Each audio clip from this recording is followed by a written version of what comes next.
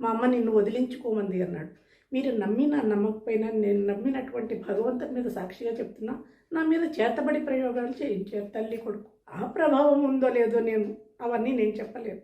ఎందుకు చేస్తున్నా? నీ మేలు కోరి, నా మేలు కోరి చేతబడి ప్రయోగాలన్నీ చేయించాడు, నా చేత చేయించారు.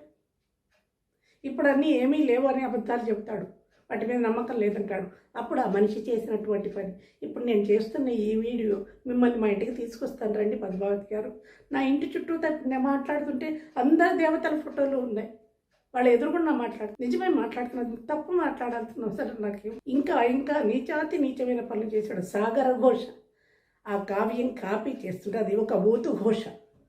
ఎందుకు అనేది పర్సనల్గా మనిషిలో ఉన్నటువంటి ఒక నీచమైనటువంటి ఒక మనిషి ఉన్నాడు గరికిపాటిలో. అందువల్ల అది చెప్పడానికి చాలా అసభ్యకరమైనటువంటివి.